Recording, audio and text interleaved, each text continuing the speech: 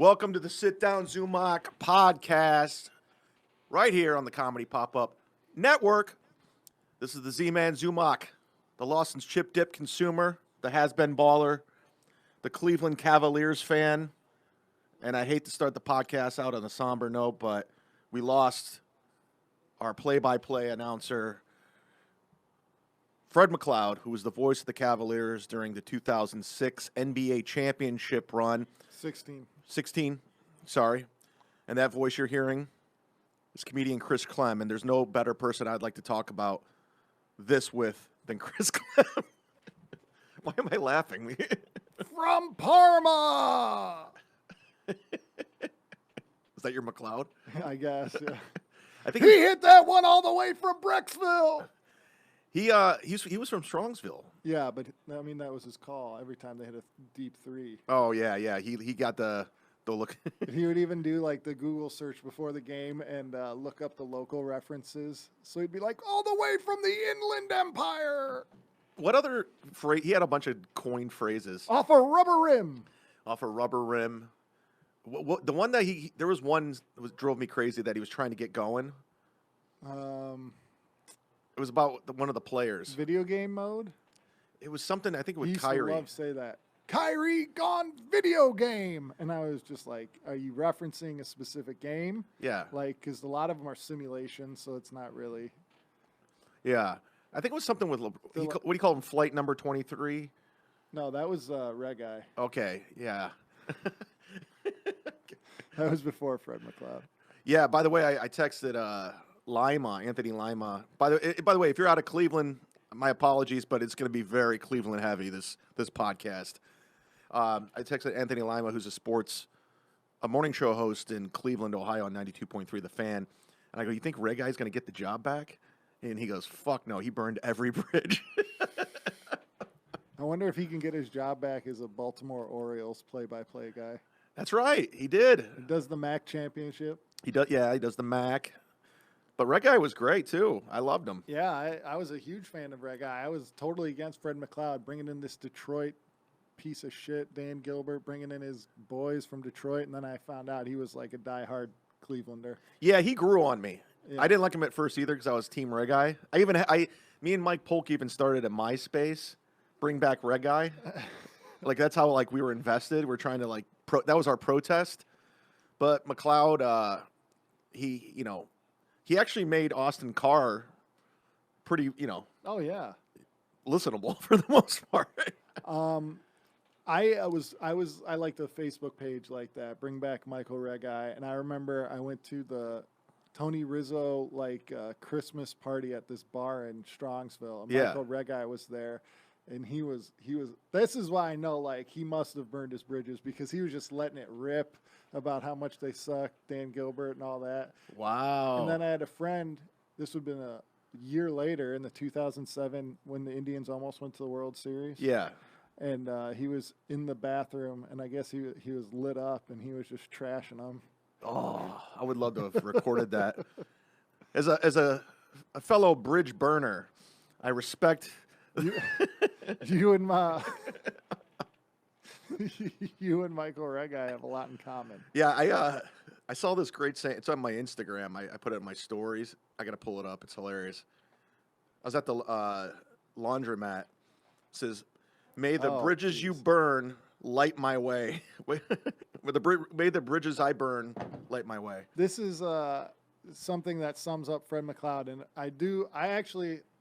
I'll get serious in a moment because I actually it's kind of been affecting me for a lot of reasons, even though I don't know him, and I wasn't like the biggest fan of his. Yeah. But this was fall 2016 NBA Summer League, which just shows Fred McLeod's not commenting these games. He's just watching them, and he's just giving his running commentary on Twitter, and he said, "Clever teardrop smooch off the glass. Should we say every kiss begins with K for K Felder?"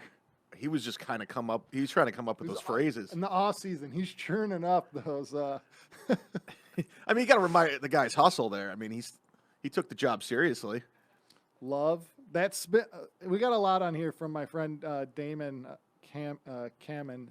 he's tweeting. I just searched my name and Fred because I knew I had tweeted about Fred McLeod. Right. I'm gonna pull some stuff. That up. spin move could cut diamonds. Oof. Another Fred McLeod classic. Love is in the air. Yes, love is in the air. I'm every Kevin Love 3. I don't care. There was one game he made a ridiculous number. He had like 12 threes in that one game, and he said it after every single one of them. Love is in the air in Cleveland. Love is in the air in Cleveland. Love is in the air in Cleveland. Love is in the air in Cleveland. Can you feel it, partner? Yeah, it's a little cheesy, but it's exciting. Here, let's listen to this. See if this works. And a half left. Burning 4 precious seconds. Curry. They'll give you 3. No. Rebound. Laurie Spinks. Goodnight, Oakland. It's over. The 52 years is over. The game is over. The Cavaliers have just won the NBA championship. Everybody stand up and cheer. It's over for 54 years. Never. Oh man, I got chills just watching that. Wow. So that's when he grew on me. And I love the dynamic between him, Richard Jefferson, Channing Frye. Yeah. That was good. I never liked Allie Clifton. I know we live in the same city as her, but I call her a climber. That's what you got to be in this business. Yeah, this climber. NBA sideline reporting business. One of the reasons why the Fred McLeod thing hit me, because one, it was completely unexpected. It wasn't like, like somebody like that, they're sick or something. He just had a heart attack playing golf or something. You would think the guy seemed pretty active. Maybe Dude, I used to work out at the same gym in Rocky River at Fitworks. Yeah. So I'd see him there all the time, and I would go up to him like after the game, and he loved talking about it. He loved talking about the game. He was never like put off by it. Like, no disrespect, because I'm a huge fan of his, but I always thought if a Cavs play-by-play guy was dying of a heart attack, it would be Joe Tate. You know? Yeah, I mean, he wasn't the healthiest guy in the world. And he's still going. Yeah. It's like model trains is just keeping him up. Yeah. But it came out of nowhere, and it's like I know Kevin Love is still technically on the team if he even, like, ends up playing this Well, you think year. they're going to trade him? Well, I mean, last year he played 26 games or something like that. And I hope not, because he's like the only thing getting people to come to him unless they're really waiting for Colin Sexton to have that breakout season. But Fred's passing is the final closing of the chapter of the best era of Cavs basketball ever. We still have Dellavedova. You're right. Forget what I just said. You know what? Delly is still in Cleveland.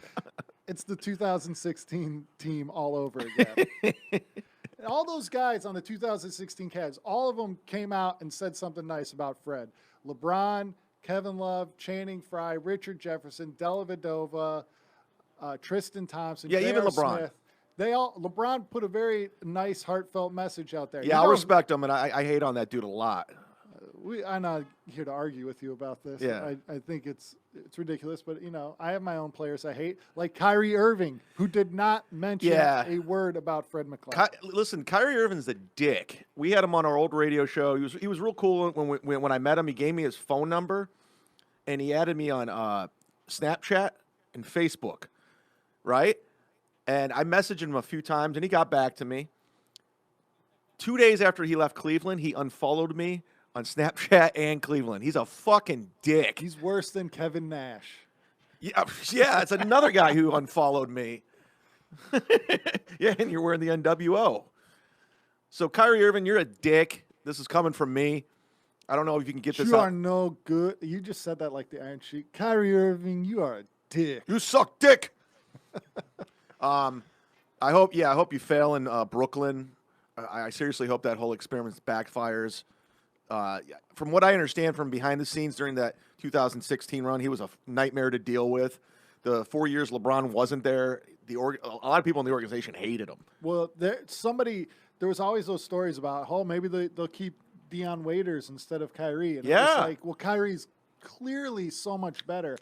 But the fact that those kind of stories were leaking out of the organization, somebody is feeding that info, which means those people had a lot of problems with him, because you wouldn't just say, oh, our franchise player, we might need to get rid of him, he's causing problems. Those stories were constantly coming out. And, whenever there's a story, there's usually a source there's a reason somebody's leaking that information. And looking back on it, it's clear that there was a lot of people in the Cavs that had problems with Kyrie Irving over the years. Right. Yeah, and I had an inside source. He no longer works with the organization, but he told me he was bipolar. Like, you didn't know what Kyrie's coming in. But was he actually, or he just had an attitude? He just had like one day he would be like just laughing, joking, and then he'd just be a complete dick. I was just meant like he wasn't like clinically in treatment or something. I don't know about that. He was just a prima donna. Yeah, I just had a friend who worked for the organization that diagnosed him. He has no medical, nothing. Type 2? Type 2 something. But rest in peace, Fred McLeod. Beth McLeod, she's nice. She follows me on Twitter. That's sad. The McLeods seem like real genuine people, and it's just a sad day. And Fred McLeod, out of all the people, the Cleveland Indians, I'm not bitter about this. I'm still a fan. I'm wearing their hat right now. Yeah. They unfollowed me on Twitter because I talked bad or tweeted bad about Chris Perez 3 days in a row. This will date how long ago it was, because Chris Perez hasn't been on the Indians in like 5 years. Yeah. But after his third blown save and me trashing on Twitter, they unfollowed me. That They unfollowed me too. they can't take it. But Fred McLeod, no matter how many times I made fun of him on Twitter, he would either respond or like the tweet, and he would say, like, I'm trying my best, and respond. And that's a guy who's got a good sense of humor about himself, despite the fact that he was always trying to work those catchphrases in. He knew they were corny. He knew they were cheesy, but he didn't take himself too seriously. But he was still a professional, and he was actually pretty good when he cut the names and the off a rubber rim and all that crap. He actually had a great knack for calling a game, and I will miss him quite a bit. No, he grew on me, like I said, and Lima, who's a broadcaster, said he's like the guy is top notch. He was one of the best. Well, you could tell because whenever he did an interview like on the radio to promote a game or whatever, he had a completely different voice. Like, this guy took voice for broadcast seriously. Like, I took a class at the University of Akron, like voice for broadcast. You did? Yeah. I didn't know that. Yeah, and he had that down, because I'm not doing it right now, but if he was on this podcast, he would be talking in his broadcast voice. Like, he took that. Well, what's funny? I was seriously. talking to Tony Mazer. Look at these name drops. Wow. Pick up those local radio names, Chad. Paul, you know who Tony Mazer is? So he was telling me that he did have a broadcast voice, because I've done phoners with McLeod when on my old radio show, and when he does phoners, he's stammering and stuttering and trying to get it out. But as soon as that camera's on him, he's ready to go. And he would talk like this on a phone interview, and he'd say, "Yeah, the Cavs game, it's going to be a good one." Yeah. I mean, then you got Kyrie, and he's gonna. He's like the opposite of Joe Tate, who apparently always talked in his same voice, no matter what he Really? was doing anyway. DiGiorno's. Do your Joe Tate. Where's the coleslaw? That is not my story. That's Mike Polk's. But that's all I think of when I hear Joe Tate. So who gets the job now? I know this is Cavs heavy, but I don't give a shit. It's my podcast. There's no theme to this, okay? It's not. I don't stick to a theme. I'll do whatever the hell I want. Are you allowed to say the theme is your laptop got stolen? I'm gonna get to that. Okay. We're gonna get to that. The theme is you texted me an hour and a half ago to do this. Well, I figured you'd be the perfect guy to come in after the death of Fred McLeod. Yeah. And this is going to be a two-parter podcast leading into the reason why it's a two-part podcast. First of all, I'm sorry for everyone that was listening, and a couple people emailed me, where's the podcast? I had a podcast ready to go for Tuesday with Godfrey. We recorded a 2-hour podcast in our hotel room in Houston. I gave you an update, and I was on my way to the airport killing time. They stole the laptop from the coffee shop. I went to wash my hands, and I came back. It was gone.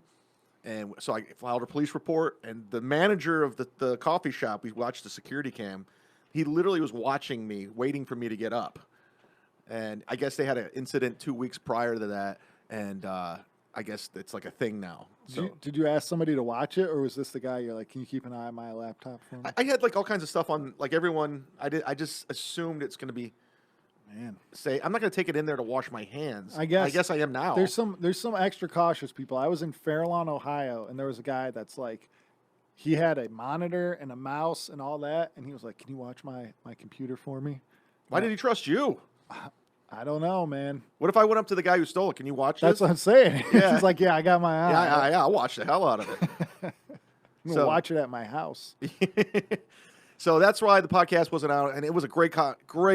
Godfrey fucking killed it, and so it sucks. That's gone. The laptop's gone. The Godfrey Godfrey from Soul Plane. Yeah, from Soul Plane, Zoolander. I meant to ask you this. The 7-Up guy. Not on this, but does he hate like when people reference those? No. Okay. He loves anything. He likes when people call him the 7-Up guy. All right. He was very nice when I met him, but I wasn't like, "Hey, Soul Plane." Yeah. I never actually watched Soul Plane, but I watched it in the movie theater with my friend when I was in high school, and the only part that I think I actually laughed out loud was when John Witherspoon fingers a mashed potato. oh Jesus. It's quite funny. That was about all I remember laughing at. Dude, Godfrey, there's a movie trailer online. Godfrey was in a movie when he was in his like late 20s, and it was like they filmed it in Gary, Indiana, where the Jacksons are from. Oh, I've driven through Gary, Indiana 1,000 times. Yeah, so it was like all the old school black exploitation actors. It had Jim Brown, Fred, the guy with Amos? Williamson with the cigar. Oh, Fred Williamson. Yeah, like Pam Grier. I forgot what it was called, but yeah, he was in that I'll movie. look this up right now. Yeah, look it up. So I think Godfrey told this on the podcast before, so I'll go ahead and tell his story. So he obviously was a huge Jim Brown fan, tying it back into the Cleveland centric. And on set, there was a famous clip of Richard Pryor saying he was friends with Jim Brown or whatever. And this record, it was a comedy thing, and he played it for Jim Brown. I guess it wasn't that great of a story, but it was kind of cool. I don't know. Godfrey's been in a lot of stuff. Yeah. All right. Yeah, when you talk to him, he bitches like Original Gangsters. That's it. Is that a trailer? Here's the synopsis written by Josh Pasnak. Marvin Bookman is a small shop owner in Gary, Indiana, USA. After he sees a drive-by shooting of Lori Thompson's son by a local gang, he gives up the license number of the car to the police. The gang doesn't like this, so they go to the store and rough him up. Soon, John Bookman comes to town to set the wrong things right. With the help of Lori and his old friend Jake, they attempt to take back the streets and show the new breed of gang members what the true originals can do. And this says apparently this guy's son is in the NFL in it, and sounds like an amazing movie. Yeah, here, let me... Paul Winfield, Isabel Sanford, Richard Roundtree. Yeah, Richard Roundtree. The original Shaft was in it. There we go. Charles Napier plays the mayor. Charles Napier? Yeah. That's the guy from the Good Old Boys from the Blues Brothers, right? Yeah. Here, see if this works.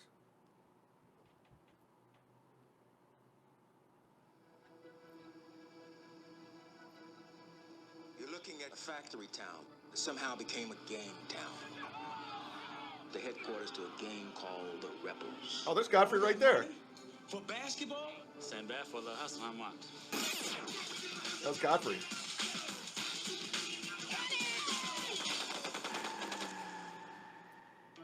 Why, dear Lord, did you snatch this dear boy away from his precious mother? Is that good for business? For a $300 hustle? We're not behind you on this. He was going to be a big star. He had a plan just like you. You should have come back once in a while, Johnny, because all you all left. This is more of a visual. I don't want to bore you. I forgot I'm doing a podcast. I'm just like watching the trailer. I always bitch about that too. Like on other people's podcasts, they're just watching like trailers and shit. I'm like, this is terrible. Well, I guess there's a video component. Yeah, you could actually go to the Comedy Pop-Up YouTube page, which is CPU Podcast Network, YouTube / CPU Podcast Network. Hit subscribe, and you can watch these things. Paul and those guys do a good job. Did you get your microphone, Paul? Oh, okay. It's cool. What wait, I'm getting crap. I'm getting to be a crappier podcaster. I've been doing this since 2013. I'm just getting worse at it. Because I keep wanting to change the format. I want to do different stuff, but I just don't know what to fucking do. I just like doing whatever. I'll get you back on topic.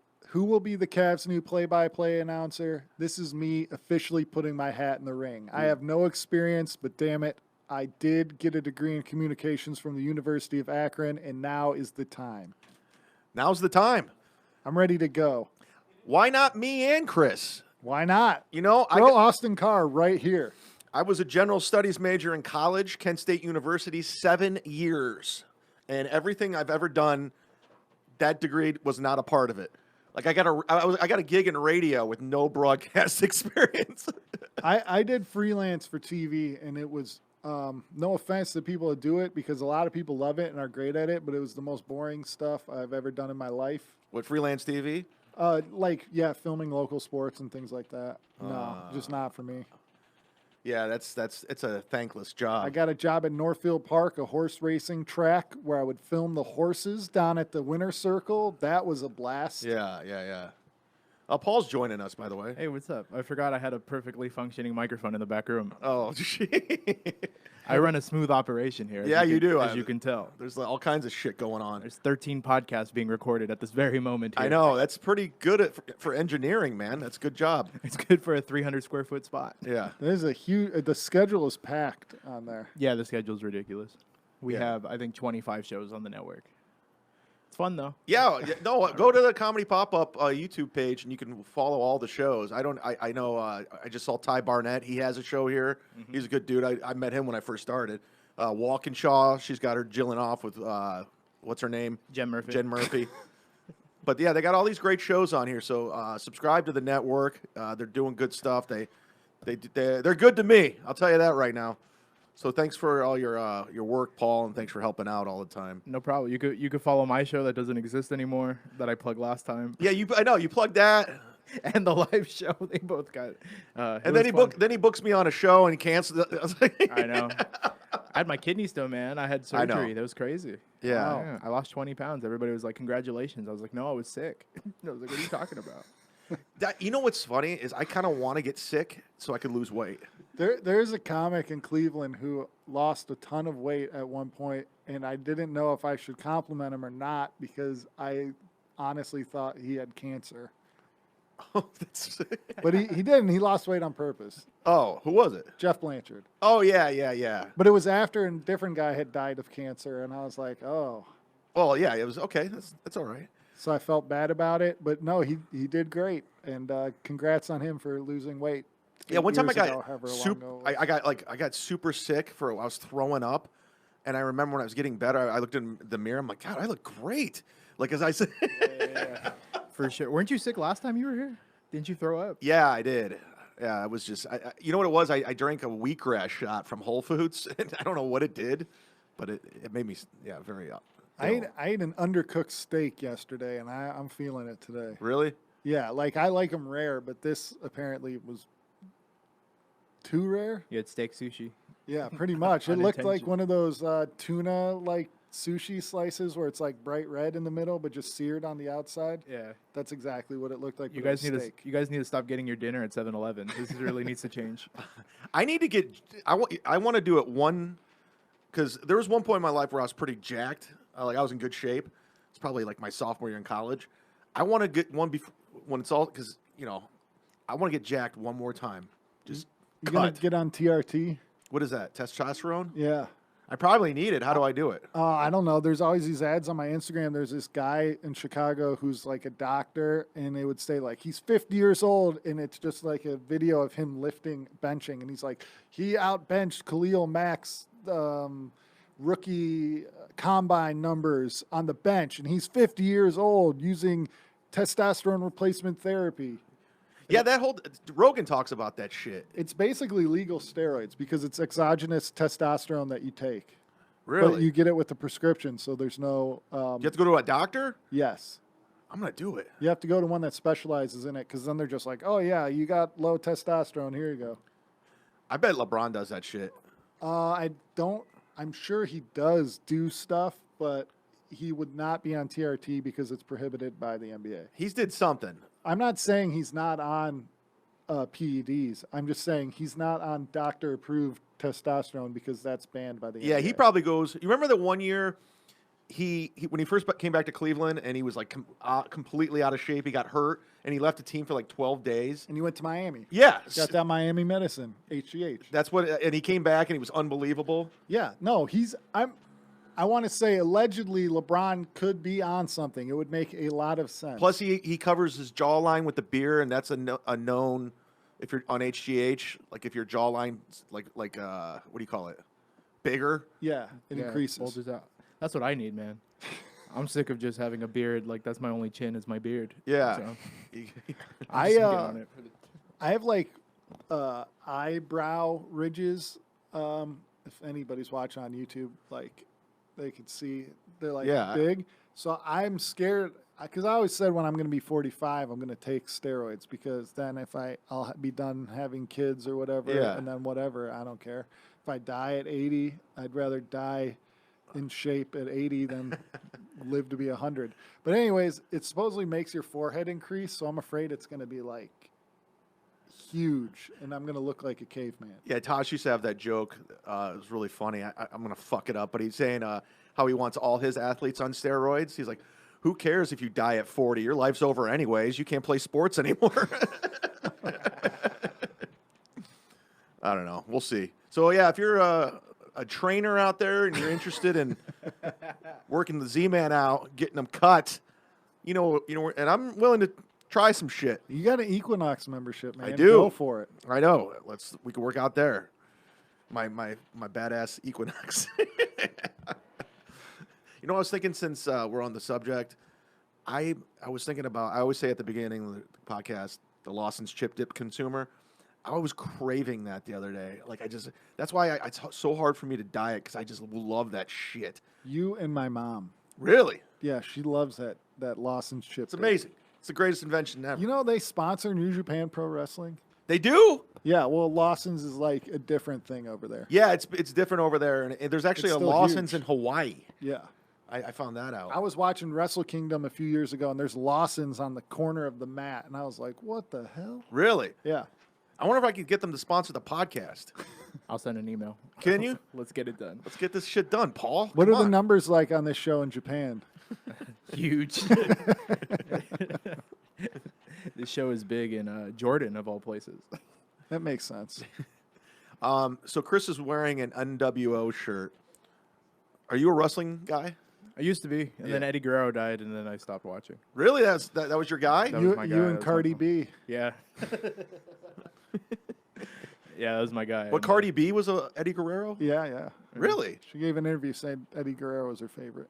Wow, that's interesting. I never knew that. Yeah. She was a big fan of like the 2004 SmackDown because she mentioned, I think, Eddie Guerrero, Edge, Booker T, and somebody else. Really? Yeah, maybe Rey Mysterio. Now they're all doing stand-up. RVD, Mick Foley. I opened for both of those guys. You did. You actually did. Yeah, you said that's right. I had a great set at the Cleveland Improv in front of Mick Foley. Oh, I was there. Yeah. We actually did a podcast with Mick Foley afterwards. Really? Yeah. Yeah, in and the green room. he wanted us to mention this porn star on it multiple times. I think, yeah, he was. It's very odd. But it was very weird. I mean, just seeing the guy limp like that. I mean, that guy really put his body on the line. Mm-hmm. What's this new wrestling that that's out there that's everyone's talking about? AEW? Yeah. Have you heard about this? Yeah. What's I ordered their last pay-per-view. Explain it. It's so from what I hear, and I just kind of keep my eye on it. Is it like the fans wrestling, like how they want wrestling to go? Because it's like they're tired of the WWE. There's no scripted promos. Oh, cool.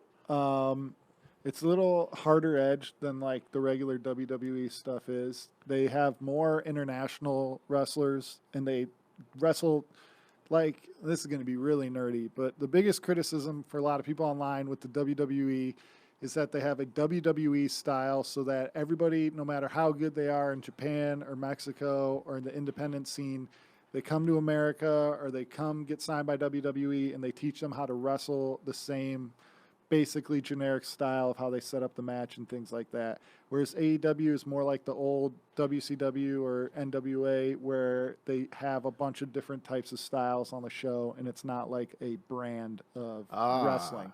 And they also don't script their promos. WWE, that's a big thing. They make them memorize like 2 pages. Why would they do that? Here's the thing. If you don't, there would be no Austin 316 if you had a scripted promo. Like, let these guys talk. That's one of the reasons why I love the shit talking. I've said it a million times. Roddy Piper was one of the best promo guy. It was just off the top of his head. I can think right now, Austin 316, they just said, go out there and cut a promo.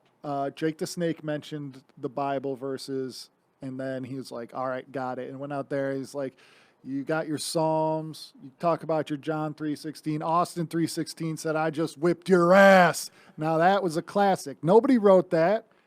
Hulk Hogan, middle of the ring, 1996, Bash at the Beach. He said, as far as I'm concerned, the fans can stick it, brother. Nobody wrote that. Is that when he joined the NWO? Exactly. Was that at Bash at the Beach? Yes. Classic. That was like their WrestleMania. That's also where they had Karl Malone versus DDP DDP 2 years later with that was my wheelhouse. Hulk Hogan and Dennis Rodman. Oh, yeah. But they didn't. Ric Flair. Nobody scripted Ric Flair talking to the Rolex wearing. Woo! That first one was anemic. Ooh. You're missing the big one. Booker T calling Hulk Hogan the N-word. Oh, yeah. Well, I can't say that one. Hulk Hogan! I'm coming for you. Booker T's your favorite wrestler, right? Yes, he is. He's so awesome, too. I did a podcast with him, and I was bringing up so many things from his past that were probably embarrassing. He's like, oh, come on, man. Oh, you did a podcast with him? Yeah, yeah. Oh, that's great. Yeah, I'm supposed to get Dolph Ziggler on the podcast when I'm going to Phoenix in October. He said if he's in town, because he lives there, so he'll do it. I'm like, cool. All right. Hey, he's. I know a lot of people that know him. They all seem to say nice things about him. Oh, yeah, great guy. Yeah, I opened for him in Minnesota, and no, he's a good dude. So yeah, Dolph Ziggler he's from Cleveland. He went to college. Well, I think we were in college right at the same time because I was there for 7 years. I think he was like a freshman or something. He overlapped. There's a comic. I think he's out in L.A. now. Zumock Tolkulgar. Yeah, they worked together at a mall in I want to say Bay Village. Oh, really? At like a Sunglass Hut. Together? Yeah. I He's didn't a little know that. bit older, but yeah, they worked there at the same time. Sumac. Yeah, I forgot he lives out here. Yeah. Is he doing stand-up still? I believe so. He's got a show. I think it's a monthly show, Laughter House 5. Okay. It's at a bookstore. All right, he's not booking me. Chad's a club guy. I don't know. Guess what? I bet he's not opening for Godfrey at the Houston Improv anytime soon. That's true. Yeah, that's true. Thanks to everyone that came out to the Houston Improv, by the way. There was 2 podcast listeners. 2. And one of them made meat cookies, too. Or brownies. Nice. Or what'd she make? I forgot. I threw it out. Oh. I'm just kidding. Hope she's not a podcast listener anymore. I'm just kidding. I didn't throw it out. I'm lying. Can you tell I'm a more positive person now? Yeah, you're bringing the positive push. You got it. You're bringing the Brody Stevens positive energy to the podcast, which we need. God damn it! You never met Brody, did you? No. I only in passing. I believe he was in Cleveland one time, and you and I want to say Howard were hanging out with him. Maybe not. Maybe. I don't think so. No, 'cause Joe never met him, I think. Okay. Yeah. All right. Did you know Brody, Paul? Yeah, I met him a couple times. He did a comedy pop-up show, but the weirdest time was outside of the Comedy Store. Yeah. There was a huge accident. It was a hit and run that happened right in front of the Comedy Store, and all the do you know Carl Spitali? Big Spit. I know the name. He's from Florida. He's a huge, he's probably like 6'9", 6'10", something like that. So he just took off running. I don't know what he was thinking. He took off running after the car that sped away.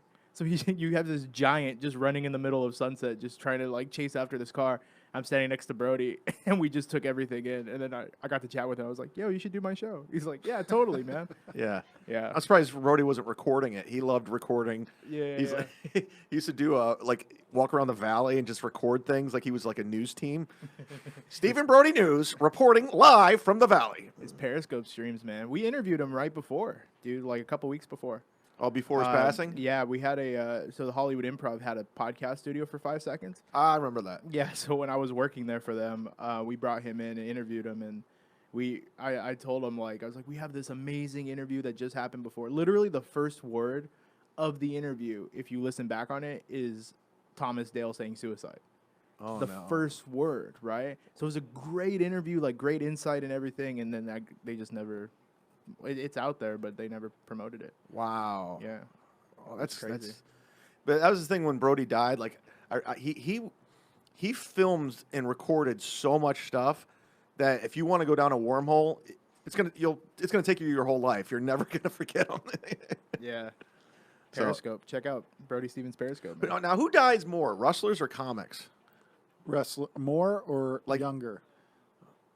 Oh, I mean, if you eventually die, I say younger, I guess. Yeah. I mean, everybody dies the same amount. Yeah. Who dies more? Dude, I'm telling you, I'm getting worse. They brought me back just to kill me again. God damn it! Dude, I'm getting worse at podcasting. How could I get worse at this? I'm getting terrible. Man, you live in that high stress life. I don't know.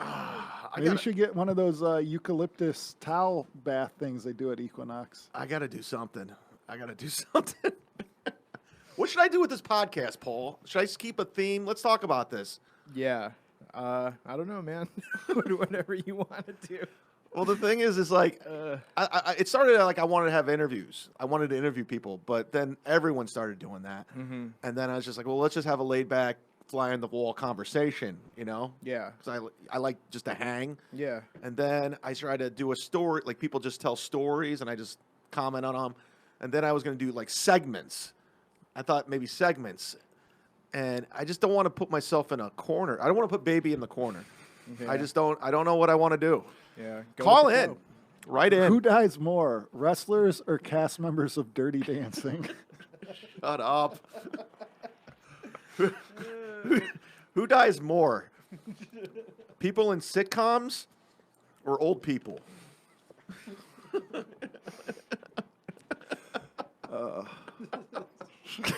Who dies more? People in Cleveland or people in Texas? If they're at the Walmart in Texas. Yeah, I it's was gonna it's say, a little what- dangerous. One group dies of shootings, the other dies of pollution in the water. Who dies more? NBA players or hostages? This is it's the only hostage that dies in Die Hard Ellis. Yeah, Ellis. Ooh, let's go to the fact check. I'm on it. Is that the only one we see get killed? Have you gone to the Nakatomi Plaza? And you know what? They kill the boss. Who? Oh yeah, at the end. No. The blonde hair guy with the ponytail. No, but he's one of the terrorists though. I'm saying I forget his name. The guy, Oh, you're her talking- boss. oh, he yeah. dies first. Hey, John Boy. That's all I remember. He was trying to be a smooth talking. He thought he could negotiate with them. We're gonna go to the phones. Here we go. I'm tired of sitting here waiting to see who gets us killed first, them or your husband. Can you turn it up, Paul? Hey, babe, I negotiate $1 million deals for breakfast. I think I can handle this real trash. Hey, frequency talk, huh? If you listen to me, he would be neutralized already.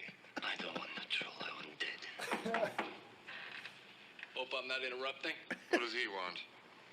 It's not what I want, it's what I can give you.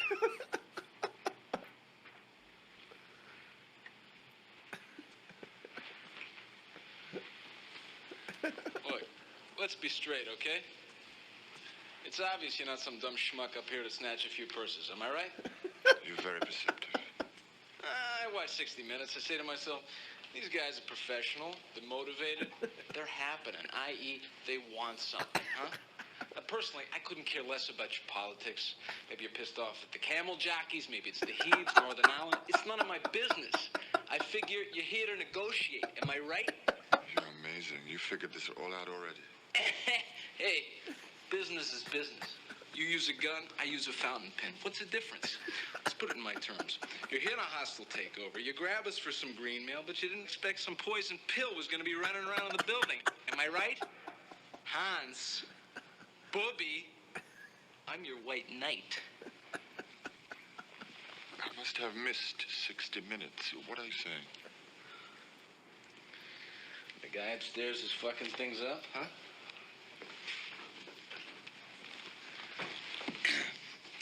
I can give him to you.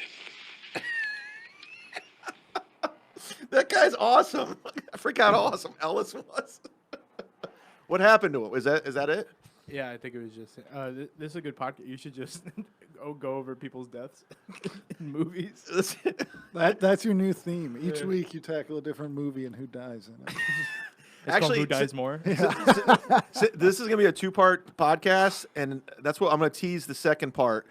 We're gonna do. We're gonna talk about people that died in movies, and we're gonna talk about the new Rambo coming out. Oh, hell yeah. That guy kills a lot of people. Rambo 4, especially the scene where he fires off the arrow and it goes right through the guy's head. Yeah. So bookmark this. Like, this is gonna be the first half, and yeah, ladies and gentlemen, subscribe to the podcast. Tell a friend. Share this. 5 stars, bitches. 5-star review on iTunes, and hit up the Patreon. I need a laptop. It's patreon.com/sitdownzumock. Follow Chris Clem on Twitter, which is your handle. Chris_Clem. And while you're at it, please tweet at Fox Sports OH that I should be their new play-by-play guy with no experience. Paul? At the Paul Antonio. And also tweet that same thing, but for me. All right, thanks for listening. Part 2's coming out Tuesday, so thanks for listening. That's a wrap. We'll just keep talking. So just bookmark it there or whatever. Cool. All right, part 2, the Sit Down Zumock Bunch of BS podcast. It's the Z-Man. I'm back here with Chris Clem. We got Paul on the 1s and 2s. We're back already? We're back, dog. Oh, man. We wore the same shit. I almost wish I had another shirt I could have, ran out and changed into. Oh, that's to make fine. you look bad. Like, Chad, you're wearing the same shirt a week later? What's wrong with you? Yeah, that would have been just a punk me. Punk. Do you remember that show, Punked? Everybody was on that show using it as a credit. Oh, yeah. What, BJ Novak? Yeah. Dax Shepard? Dax Shepard. Owen Benjamin. He was on Punked. Alt-right favorite, Owen Benjamin. Where's my bear next to my Twitter icon?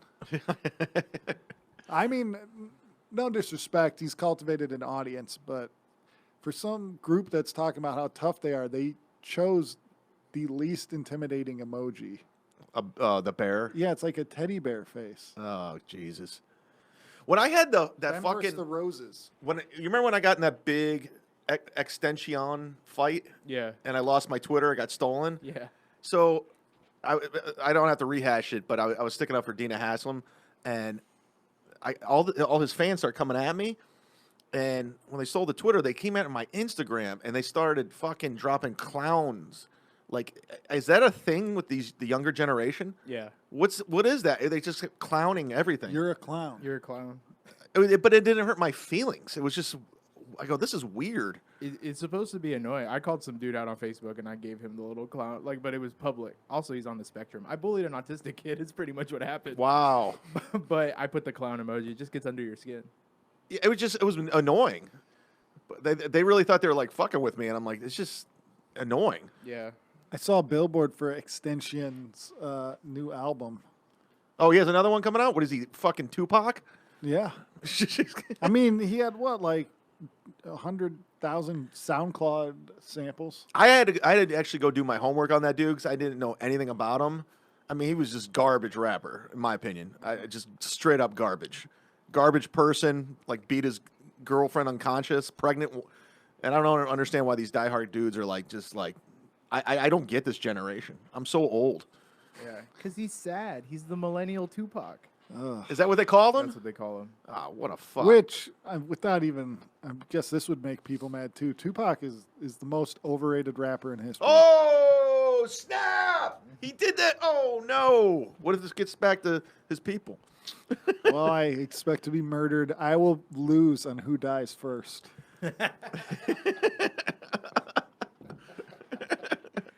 Guess what? Well, actually, Tupac already did. Yeah, he's the big loser in that one. I was a kid and he was dead.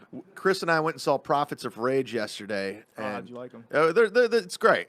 Because we're from that era of music, Public Enemy, Cypress Hill, Rage Against the Machine. And Chuck D is like my idol. Like I just love that dude. And, there's not a guy in hip-hop who has, like, you put Chuck D up against Extension. Come on, dude. Really? Who's the better rapper? Young generation. All I know is Tupac. I will say, God damn, this is a dope jam. Oh shit. I can name a million rappers better than that. Eminem. You want to talk about my generation? Right to the white guy. Eminem, MCA, Mike D, Ad Rock, Pete Gas, Pete Best from the Beatles. Prime Minister Pete Nice and MC Search. That's what their name. No, I'm just thinking of just dope MCs that The young black teenagers. But dude, Busta Rhymes. Busta Rhymes is a phenomenal rapper. He's fucking so skilled. Why isn't this dude I don't understand why this generation does not embrace that old school hip hop. It's classic. It's like I love classic rock. Yeah, I think it's more because it's vibey, overly produced. Like the girl Billie Eilish, whatever her name is. Like it's just overly produced. She doesn't sing. She doesn't really sing. She just talks. The way you should look at it, it's accurate. It's the same genre, but it's different. So think about somebody who was really into Deep Purple, and then they hear Korn 20 years later. That's not current generation stuff, but that would be, they're both technically metal, but they would be like, what the fuck is this? But the skill set is like... And they would say those guys can't play their instruments nearly as good as Black Sabbath or Led Zeppelin. Like we just saw Prophets of Rage, and I was watching Timmy C, Brad Wilk, and Tom Morello just fucking masters of their instruments, musicianship, and all that time, that energy they put into learning that and becoming the best. You could just fucking go on your laptop and just make a song. I just don't get it. This was 15 years ago already, but Jay-Z said it then. If lyrics sold, truth be told, I'd probably be Talib Kweli. But they don't, is what he's saying. Yeah. And that's 15 years ago. Black Thought. And guess what? Rappers and rock stars die. They all die.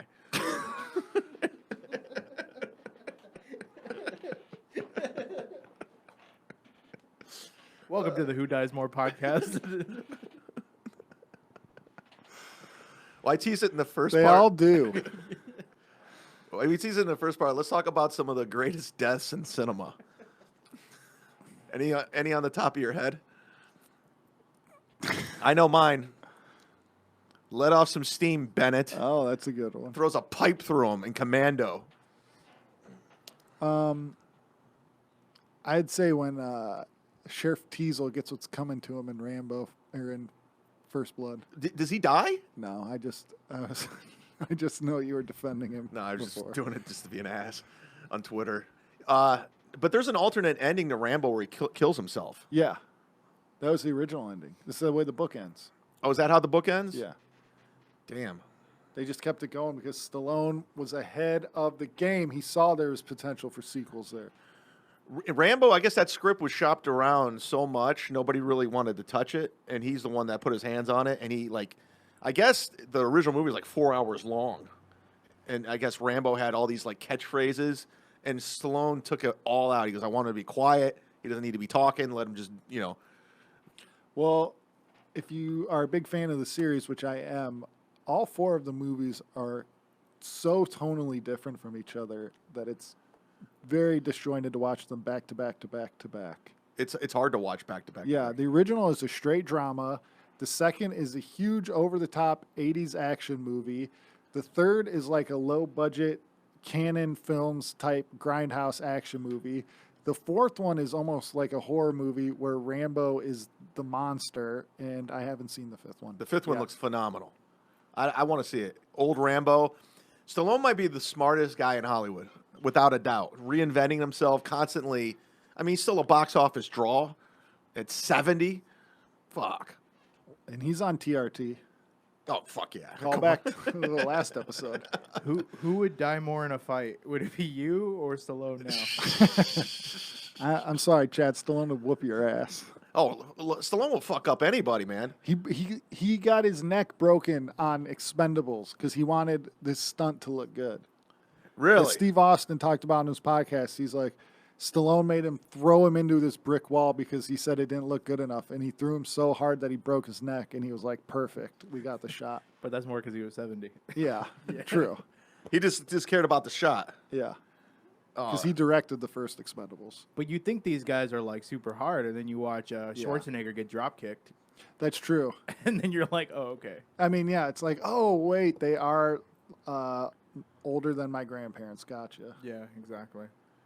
But my grandpa was never buff.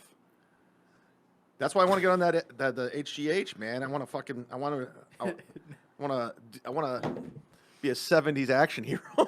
A 70-year-old action hero. Just watching Chad walk around jacked. I'm getting there. That's going to happen. You're going to be in the Expendables. You're going to steal my dream from me. That's another great idea. The Expendables. He takes all these amazing old action people, these alpha males, and he makes them relevant again and gives them roles. It's amazing. It's like Predator. He's also loyal to his friends because, like, Dolph Lundgren was doing jack shit. He dusted him off for the Expendables. Then he got to do Creed 2. Now he's producing some show for him on NBC. Yeah. It's like if you're tight with Stallone and you stay tight, he will get you paid. He's like the Adam Sandler of I was going there. action movies. Yeah, he's when you get in the Stallone camp, you're good to go. Same with the Sandler camp. Yeah, Wesley Snipes gets out of jail. I got a movie role for you lined up. Yeah, you're good. Mel Gibson, your career's okay. I got you. We're gonna fix your career. Yep.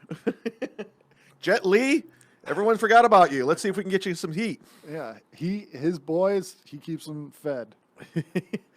The Predator is probably one of my favorite 80s action movies. Oh, yeah. It's phenomenal, top to bottom. I just heard Schwarzenegger talking about in an interview about how it's kind of weird how Stallone and Ventura both were governors from that movie. Oh, no, Schwarzenegger. Or Schwarzenegger, I'm sorry. Yes. That's very odd. But he said on the set, all those guys would just talk politics. Nothing is a greater predictor of future political success than being in Predator. I'm waiting for Carl Weathers to make his run next. Carl Weathers is going to be running for governor of Ohio. I'd vote for him. I'd move back and be like, Action Jackson, you got my vote. Who was the other guy? Billy, the Indian. He died this last year, so he died first. Yeah, he died first. He definitely died. He died more. He died more. He died more. I found that somebody said that dude was in porn. He might have been. I don't know. He was in the movie Lockup with Stallone. Was he in Lockup too? Yeah. That was a big Chuck and Little for everyone back home. Big Chuck and Little John. We actually, I went to Big Chuck and Little John with Polk, and just for Did a you goof. guys get the Jim Szymanski popcorn? Oh, days? yeah. Oh man. So we You'd see me lighten up if you're watching this on YouTube. we didn't watch the movie because they taped the ins and outs, but they would show the frames. It was Lockup. Oh, the thing where they had the freeze frame and their little logo on it and stuff. Yeah, coming up, kids, Lockup with Sylvester Stallone. My favorite childhood memory of watching Big Chuck and Little John is when they showed House Party, and Big Chuck got real serious in between a commercial, and he goes, "Oh, hey, gang, welcome back to House Party. This is a great, funny movie, but I gotta say, I have a real problem with the way they portray and treat police officers in this movie. Really? I don't like it, but besides that, it's a good movie." That's what you want from your Big Chuck. You want a statement. This is an old show from back home. You don't know. This is. No, I have no idea what's going on. Yeah, It just took me out of it completely. And I was like, okay, yes, I'm sure there's a lot of black people that would disagree with you, Big Chuck. Still kicking too. Still kicking, Big Chuck. Shout out, Big Chuck. He sure also gave a ringing endorsement of alcoholism in his book when he said the reason he thinks he's been healthy so long in his life is that he had a drink every night, and he thinks just at least one drink tests your body enough to keep it strong. Really? Yeah. Well, I had the fortune of getting drunk with Big Chuck. Bucket list check. I don't think we actually went to his house in Kelly's Island. I've told the story to you, right? Yes, I've heard about this story from, I believe, 3 different people. Yeah. And all 3 of them said that they would see what they could do to get me to visit Big Chuck, and none of them have. Well, yeah, it's out of my hands at this point. Your best bet is with Polk or McBride. I don't know if they have. I haven't talked to those guys for years. So who knows? Who knows what's going on? So still waiting for my invitation. He's not going to be around forever. 'Cause I'm sure neither of them is listening to this. And Big Chuck doesn't know what a podcast is. Paul, are you a hoops guy? Yeah. Okay. Clipper guy. Oh, that's right. Yeah, you are a Clipper guy. Wait, thumbs down? Yeah, I'm quite upset that the Cavs are playing Los Angeles Lakers the 12th and the Clippers the 13th. Like, my only time to see the Cavs, if I go to both games, is back-to-back. They can't even space that shit out. Nope. But the Clipper games are still remarkably cheaper than the Laker games, like by a lot. I thought the prices would skyrocket on the Clipper games. They went up like $4. Really? Yeah, that's it. I would definitely get the better seats for the Clippers game. Yeah, that's gonna be sick. No, I'm excited for the Clippers. I'm a Cavs. We're both Cavs fans, but I originally lived here in LA in 2005. So my secondary team became the Clippers because I used to go to the games with Tripley, and then no one was there. It was like Penny Marshall and fucking what's the Billy kid? Crystal. No, there was a kid. Who was the kid? Frankie Muniz. Oh yeah. Yeah. And that was it. And we used to get them for cheap or free, and we just watch Elton Brand, Sam Cassell, those squads. Those teams weren't bad. No. Plus, I liked them because they were always looked at. Because I hated the Lakers, I still do, and I always looked at. I hated them, and I liked the underdog squads, and they were definitely the underdog squad. Yeah. Plus, we gave you guys Kyrie Irving, and then we took. Did we? How? Thank you, Elgin Baylor. The Baron Davis trade. So we sent Baron Davis and a first that became the #1 pick. Yeah, and we got Mo Williams and Jamario Moon. And that led to everybody putting protections on their picks after that. Conditions. That's right. Mm-hmm. Yeah. Yeah. Elgin Baylor, a legend. That goes along with the thing that every great NBA player is a terrible GM. Elgin Baylor was a joke of a GM. Michael Jordan, terrible. The only one I can think of that was actually any good was Jerry West. And Jerry West is that's like the broke the exception mold. that proves the rule. What about Joe Dumars? He might be the GOAT. Yeah, Joe Dumars, he did. I give Joe Dumars credit. He did make a championship team together, but he did. So he's a good talent evaluator, but he also showed that he was too loyal to the team's core after it was proven that it was over, and he signed. I would say Joe Dumars second. What about Danny Ainge in Boston? He got a championship. Danny Ainge? Uh-oh. The Celtics are set up that they could be the best team in the NBA, and they spent the last 4 years pissing it away. If they would have just traded some of those picks and made some moves earlier, they could have been set up forever. But now Kyrie's gone. The team's going to suck this year. Danny Ainge overvalues every year after the trade deadline. Danny Ainge, somehow the Boston sports media would get a source saying, the Celtics almost had this guy and this guy and this guy, but for some reason the offers weren't good enough. That goes back to the last episode where I said every source for a story has got an agenda, and they all were coming from Danny Ainge's camp to make him look good in retrospect. He overvalued his own players. He overvalued his own picks. He was lucky that they were able to get Ray Allen there that convinced Kevin Garnett to come, and even then they got one championship out of it when they had 4 great players, and they should have got at least 2. So Danny Ainge sucks. Oh, shit. Snap. Danny Ainge was actually better as a coach, but he quit because he couldn't take it, and then he moved to front office, which just shows that being a GM is a lot less taxing on you than being a coach. By the way, the name of this episode, Danny Ainge Sucks. Got it. Just I want to get out there. And he was a baseball player. You know, Danny Ainge, this is why Danny Ainge sucks. He was one of those rare guys who was a two-sport athlete. But you know who ever mentions two-sport stars? Danny Ainge. He made the all-star team on the Sacramento Kings. He played for the Toronto Blue Jays. Nobody mentions him. He's ruined his own legacy by coming across as a whiner in public. Yeah. And I didn't know you had these feelings for Danny Ainge. I didn't know. I hate the Boston Celtics. I hate all Boston sports teams. I'm sick of them being overrated by the national media. Boston sports fans are arguably the worst. How do you feel about Bill Simmons? Bill Simmons, I used to be a big fan, but I can't listen to him, and I find him so annoying now that I stopped following anything the Ringer does. Oh, Jesus Christ.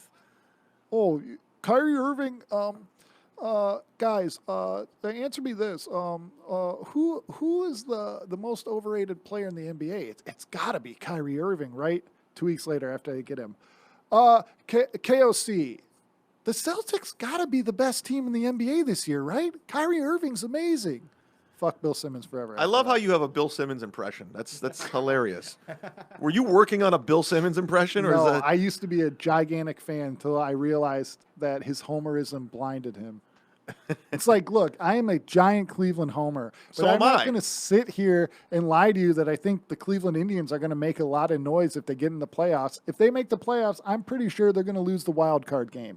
But Bill Simmons has this giant platform with millions of followers and tons of podcast listeners, and he still deludes himself into thinking that every Boston team's got the advantage somehow. And after a while, it just gets annoying. And it's sad because he used to be such a great writer, and I'm sure he still is. But now it's just the same shit over and over Well, again. good news, Chris. On the phone right now from Los Angeles, California, Bill Simmons. Hey, Bill, I'm just kidding. Can I have a job? I saw Tate just quit. You know, if Paul doesn't want to do it, I'll produce your podcast. They're going to send you to Barstool. I heard Barstool's operation is just a fucking joke. Oh, yeah, most likely. Everyone was telling me, like, everyone were over, it's like, don't fuck with Barstool. I guess Rappaport left them and sued them, and then Pat McAfee left. I heard that whole operation's fucked up. You know, there's smoke, there's fire. I don't have any knowledge of it. But there's been so many stories that come out of there that it can't be pleasant. Yeah, yeah. They just like the drama. They just like their name being out there in the news. And I mean, that's why the president is doing all this dumb shit, getting kicked out of games and all this stuff. Yeah. What, the president of Barstool? Mm-hmm. Oh, shit. Dave Portnoy? He got kicked out of the Super Bowl. I didn't know that. He was banned from it, and he got a ticket and snuck in. And at halftime, they removed him. Really? Yeah. Yeah, and they said they were trying to get a union, join the union, and he made shirts that were like, you're fired if you join the union or whatever, and he was selling them on the website. I'm going to surprise you guys. We'll see if this works. Chris will be more pumped about this. You can Bluetooth in if you want to the board. Oh, I can? Yeah, I've been waiting to tell you, but Oh, shit. I liked the. How do I Bluetooth in? Okay, so go to your Bluetooth. Okay. And then go to Studio AR12. Hold on. It's flashing now. Is this good podcasting? This is this is what the whole podcast should be. I wonder if somebody's like Setting up the podcast. So what do I go to Bluetooth? Here, can you help me? Yeah. I'm an idiot. I still want to. This is what the podcast. I should just be Is the trying. podcast still going, or are we paused? No, we're still going.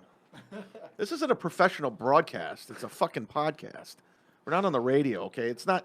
It's drive time All right, now. got it. Okay. Mr. Former drive time guy is going to talk about professionalism. Yeah, yeah. I'm not gonna. We're not up against it. We don't have giveaways. I should give something away. Give you a copy of Reckless Operation. My well, actually, I had another album. A white guy named Chad. Call in. So, am I hooked up? Yep. I am. Yeah.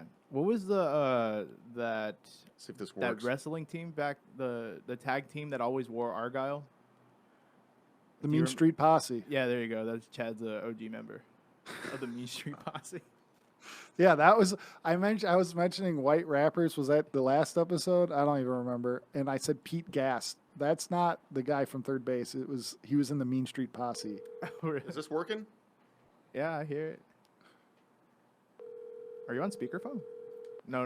Don't go on it if you're not on it. I'm on speakerphone. Oh, you are on it.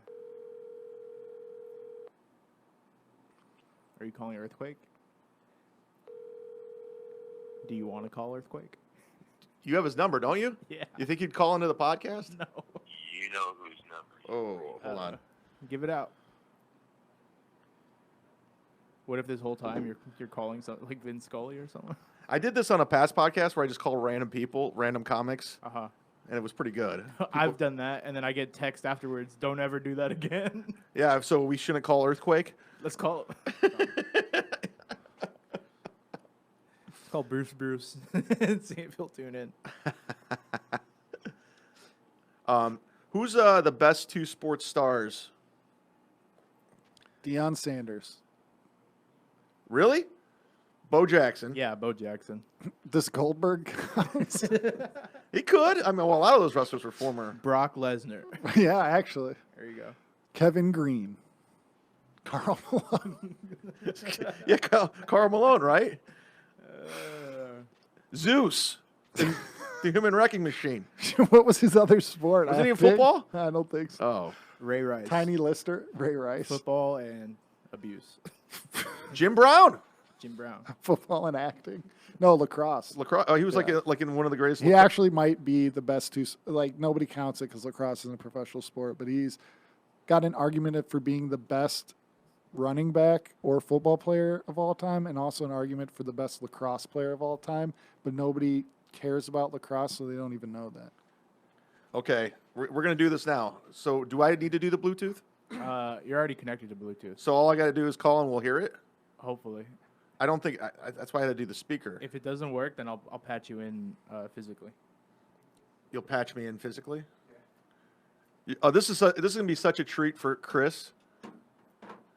Chris, you're gonna love this Okay. because we were talking wrestling earlier, and I wanted to go to my.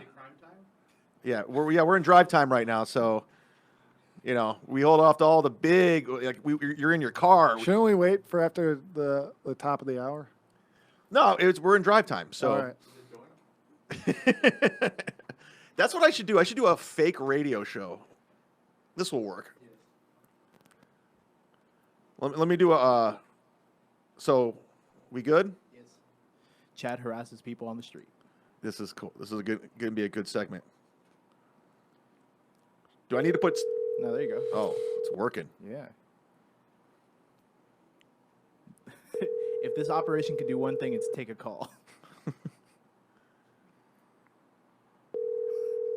On this episode of Nobody Answers Chad's phone call. I just was texting with him. Son of a bitch. Can we guess who it is? Yeah, I guess. The ghost of Chris Benoit. Oh, That's too soon. who was it? I'm going to get him on the phone. It's going to work. He's not answering. I just asked him. Oh, shit. You just asked him. He said he would do it. That's a good podcast. He said he would do I'm gonna it. call. I'm gonna go through my contact information. Oh, David Arquette. You said wrestling. David Arquette's the best. Is he still wrestling? Yeah. Yeah, isn't he is. Yeah. And he's like legit wrestling, huh? Like hardcore wrestling. Oh yeah. I met him at WrestleMania at a bar. Did you really? Yeah, Oh, that's pretty cool. I think you told me. a nice guy. Isn't he doing stand up too? Probably. I feel like I saw something that he's doing stand up. Who's better, him or Jeremy Piven? At stand up? Yeah. Him, even if he's never done it. Him. Have you seen Piven do stand up? No, I don't need to. Him. Yeah, I've seen him do stand up. Godfrey's friends with him. Is he? I was at the Laugh Factory, and Piven was next door with his mom, like having dinner, and we went over there and sat down, and I got introduced, but we didn't really have any interaction. So he seemed nice enough. I don't know. Great hats. Oh yeah. Yeah. He's got a good hat game. Okay, this is going down. Is it? It's going down. Yeah. All right, we're up. We'll see what happens, though. So you're not going to tell us who this is? Nah, It's so much. it's not even like worth the suspense here. Hornswoggle. I mean, I know Chris is gonna love it. Okay. Here we go. You ready? Yep. Now on the Lawson's Chip Dip Hotline is comedian, podcaster, and the former co-host of Roddy Piper's podcast, Earl Skakel. Yeah, that's about the round of applause I usually get. Can you hear us, Earl? I hear you. I don't hear anyone else. In studio is comedian Chris Clem, who's a big fan of yours. Yes, I listened to every episode you did with Roddy. Oh, thank you very much, man. Roddy was the best. You were very funny on it, much funnier than all the other episodes. You really pushed it in a better direction.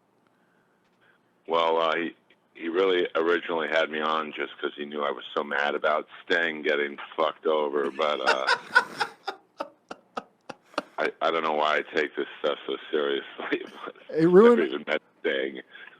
It ruined my day. I was at that WrestleMania. I couldn't even watch it afterwards. I mean, it made no sense. I mean, it still bothers me. What was that, 3 years ago? Yeah. Or maybe a little longer. 2015. Yeah, you know, like the NWO comes down to save them when they never were allied with them once. Not even for a Thunder segment. I mean, I know it's fake and all, but like I know when I watch Predator, there's not an actual alien killing 7 dudes in the jungle, but I still like the storyline to match up. So 100%. it's like, and then I mean, it was cool seeing Shawn Michaels and Sting in the ring. Like that would have been cool, and then after 4 months of like going after Triple H, he shakes his hand in the ring and says, "Thank you." What the fuck? I mean, oh, that was the most upsetting part. He hits him with his sledgehammer, and then he still stands up, and they shake hands. It's bullshit. I mean, Was that that Vince McMahon sticking it to WCW? His ego? I think so. I mean, Sting was really the only guy. He was the only guy who never crossed over ever. So, like, it could have been such a good storyline where, you know, Mr. WCW, which outside of Flair, and, you know, I don't even know if I count Flair as just WCW because he jumped all over the place. But, you know, it could have been a good storyline. I mean, he should have won against Triple H. You know, it's his first match. A lot of kids in the ring or in the arena don't know who he is, you know, which is crazy to guys like, you know, like us, but like all those 14 and probably to 25-year-olds, they don't watch TNA, so they're probably like, who's this guy in makeup? Yeah, they could have built him up so much. Why didn't they do the Undertaker Sting match that everyone wanted? Why did Triple H put himself in there? Oh, because he's Triple H. I mean, that made the most sense. But I don't think. I mean, Sting must not have a very good manager. No, I'm actually being serious. It's like if I'm Sting's manager, and I think he manages himself. Actually, I would have said, "Hey, he wins his first match. I'm sorry, he's not coming to you guys to lose, and then he'll job to whoever you want him to job to, but." Just give him the belt for 2 weeks so he can say he's the only guy to ever have every belt. His manager is like some guy that's either like his brother-in-law or somebody from his church that has no experience doing anything. It probably is. It's probably the same guy who books the DC Comedy Law. But, I mean, that club's ripping off more people than fucking network television. But my check, I played there in December. It cleared. I mean, that's crazy. I mean, I know this is probably not the direction you wanted this phone call to go, but like, I know of at least 3 or 4 comics who've been completely ripped off by him. So yeah, one of the here at the Comedy Pop-Up Network, Jen Murphy got fucked over. There's Jen Murphy. It was let me see. There was another. I think Tammy Pascatella got ripped off by Harvey's in Portland. You know, great. Now we're doing a podcast about the comedy clubs that are ripping off. As if talking about Sting in 2019 is not going to get you guys lower ratings. Hey, why don't we talk about whatever happened to Switek from Miami Vice? Sting's going to be at the Staples Center October 2nd. They're dragging him out for the first episode of SmackDown on Fox. Well, but I mean, I know they're setting up some angle, I think, with Bray Wyatt, but it's like it's 4 years too late. Like, yep. You know, it's just like he should have won the first match, or he should have beat Seth Rollins. You give him the belt for like 2 weeks, and then you know, then you can have him lose to, I don't know, John Cena doing that wigger stuff he does. You know, I said wigger with the W. It's just, I'm in enough trouble in this business. I don't need that out there. I knew that Sting shit was going sideways when they went from November to the day before WrestleMania saying about how he's going to end the Authority and stick it to Triple H and Stephanie and end it for good. And then the day of WrestleMania, all it was about how it was WCW versus WWE. I should have known he was losing then. But, I mean, I get the nostalgia thing, like, but it was kind of sad to see. I mean, you talk about the 3 worst guys in the history of wrestling to do a run-in at their age. Like, I'm serious, though. Like, it's like RoboCop going to the ring faster. So it's just like, and, you know, that storyline made no sense. And then DX and NWO are feuding, but it's like, well, wait a minute. Like, Kevin Nash literally just inducted Shawn Michaels in the Hall of Fame like 12 hours ago. Like, and I know it's fake, you know, I know. Like, but like, if you're gonna have a story, like, I know Kamala's not really from Uganda, or Abdullah the Butcher is not from the Sudan. He's from Atlanta. Same difference. Are you telling me Akeem is not actually from Africa? that guy, that's the most racist sketch in the history of television when they did his debut. Do you remember that? Yeah. It was like a Saturday. The fucking, you got Gene Okerlund and Slick walking around an alley in New York. Like, that's stereotypical bitch is there. And then you've got the fucking voodoo dancers with grass skirts wearing Nikes. It's like, what the fuck? Would they, nowadays, I don't think they would have that Slick music video where half of it is him eating fried chicken. I don't know, man. I mean, in some ways, like, who knows? Like, you know, coming from Roast Battle, and that's not me trying to talk about that, but, like, that's such a politically incorrect humor that maybe it could happen. So, I mean, I told a joke on TV about a gay guy going, the only way you don't get HIV is if they take those letters out of the alphabet. And like, but I'm not saying like that's like the greatest joke, but like, I don't know, maybe it's coming back, politically incorrect humor. Well, I hope so. But so Piper loved you because you hated the Sting angle they took?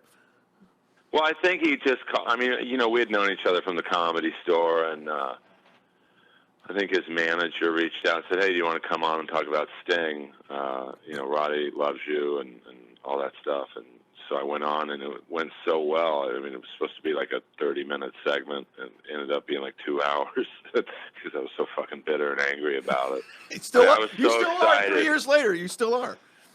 But I mean, you know, just like it still to this day, it makes no sense. Like the WrestleMania match, the follow-up. I mean, you take this WCW icon, you know, really the Hulk Hogan of WCW, and after the WrestleMania follow-up was he's in, I'm going to forget the guy's name, that's how inconsequential he was, but he's in an after Raw goes off the air segment with a guy who was like a jobber. I forget the guy's name, but it was like a Bo Dallas. Yeah. It's like, what? Like, he goes from WrestleMania main event or the marquee matchup to after the Raw goes off the air segment. Like, that made no sense. So, but then Roddy had such a good time. You know, after that, they were like, hey, do you want to just come in and be the co-host? And you know, we had a lot of laughs. You know, probably the biggest one was one they had to take off the air. You know, they basically would have me guide Roddy back if he got off track. Like Roddy was awesome, and I still get sad when I think about him. But he'd kind of lose his train of thought every now and then. Like he'd be talking about Sting, and then 20 minutes into the story, he'd be talking about Kerry Von Erich out of the blue. It's just like, what the fuck? Well, he took a lot of hits to the head. I mean, with the. When you think about it, he started training with Stu Hart at 15. So he was 61 when he passed. So I went to USC, so my math's a little off. 46 years of chair shots, concussions. Rob Gronkowski just said today he had 20 concussions, and that's what he remembers. So can you imagine how many Roddy had in a 40-year wrestling career? We had this one segment with Greg the Hammer Valentine where him and Roddy were very good friends, and Roddy, I think, ran out of something to say. He just looked at me and he's like, "Ask him something." And I was like, it was at 9 in the morning, so I don't operate well at that hour. So I'm like, hey, I called him Mr. Hammer. I was like fucking dead. Roddy walked in with 4 Red Bulls that morning. I'll never forget. And I'm like, oh, fuck, that's very sweet. So I go to take one. He's like, oh, no, these are for me. Fucking 4 Red Bulls in 2 hours. And I'm like, hey, hey, Mr. Hammer, what you think of Billy and Chuck's gay wedding? And he just went on this 20-minute anti-homosexual rant. And, as soon as he hung up the phone, because he was I think he lived in North Carolina. He was on the beach or something. The producer's like, yeah, that's not Aaron. I forget exactly what he said, but you can imagine. It's unnatural, man. 2 guys shouldn't be doing that shit. It was just like, oh, boy, sorry. And then I think just to get him off the subject, I'm like, hey, did Papa Shango really know voodoo? And it's just but it's like. So who got the worst? Who got the worst screw job in wrestling history? Was it Bret Hart or Sting? Well, I would say Sting, just because I think Bret Hart was,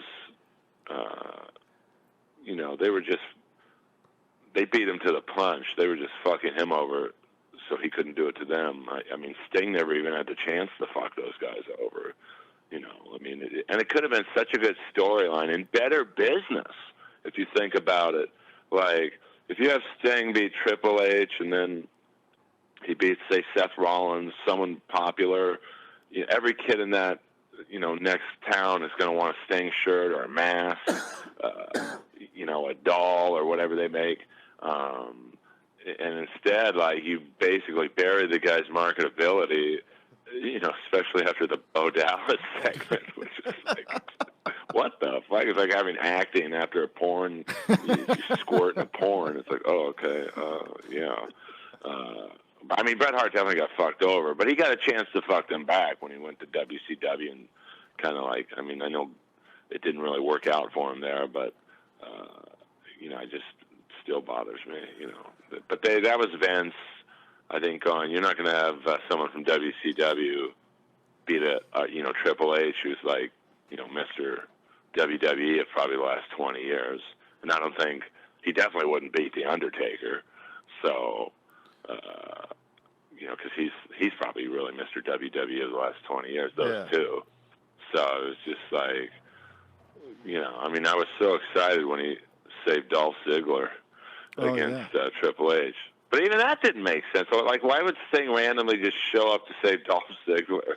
And I love Dolph, but the writing these days is horrible. That was high art compared to the way it is now, because at least they had the Authority storyline. So it was if Dolph lost that match, then the Authority took over the show. Sting saved it, so he didn't, and then they had the build up to the match, but then the Authority was still all over the show, and now nothing on it makes any sense at all, and it's so dramatically neutered that it's boring as shit. I watched a little bit of the new Bray Wyatt character because they said that they're building something with him and Sting. So I thought, I'll watch that. And it's pretty funny. But, to me, I would have brought Sting in, and I know you guys didn't want to make this the Sting podcast, but like, no, I got one more Sting question after this, so keep going. you knew the guy you were calling, so it's your fault. I would have put him up against. I would have had Randy Orton revive the Legend Killer gimmick, and just he's in the middle of the ring. He's cutting a promo saying, "I beat every legend. I beat Goldberg. I beat Hogan. I beat Stone Cold." And then Sting drops from the rafters. Now, hopefully, they've improved their rigging system. And then you didn't beat me, and then you haven't beat Orton, and then you could have just give him a win in his first fucking. I think the only thing that ever went worse with a guy debuting is when Warrior debuted in WCW. It was like, that match was and I'm the biggest Warrior fan. I'm staring right now at an autographed framed picture he gave me. Let me read you what it says. Actually, Chris is a huge Warrior fan, too. I mean, he's just like, hold on, Earl, always believe, Ultimate Warrior. That's how I live my comedy life. Did you like when... I mean, he was a horrible in-ring worker, but he just, for that time, I mean, I'm 50. How old are you, Chris? 34. I mean, you probably got him at the tail end of his run, but, like, for me, he was just, like, Bon Jovi on HGH, Well, yeah, he had that appeal as a kid. I remember, I'm so old. I remember when he was the Dingo Warrior wrestling the Diamond Stud, Scott Hall, with Sting. I think Gary Hart, Ralphie May's favorite manager. And he was the whitest guy on earth, speaking fucking jive. You got to look up some of the clips. I try and turn everyone I know who likes wrestling onto this clip. There's a clip of Gary Hart when he's managing some guy named, I think, Killer Brooks, and it was such a low-budget clip that he's in an oil field doing a promo, and all of a sudden this black guy in a Cadillac drives by and starts honking because he recognizes Gary Hart. And Gary Hart's like, "Hey, man, I'm doing some business here. I'll talk to you later, brother." so stupid.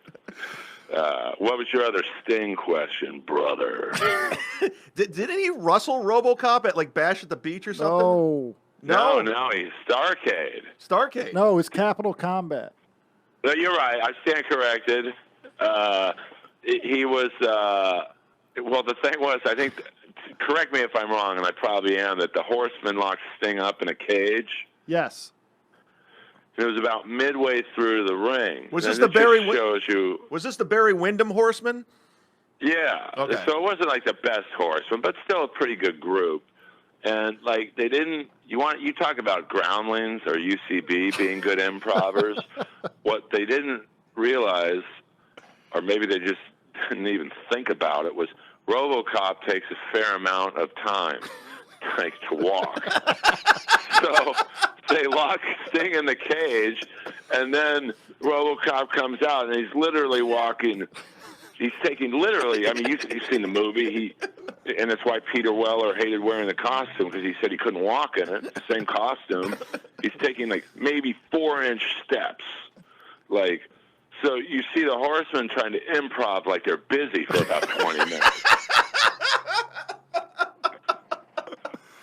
I mean, it's even worse than Shockmaster. Oh, the Shockmaster. Who? You sent me that clip of the guy, and he fell, and his helmet came off. Well, they fucking they rehearsed it, and it worked.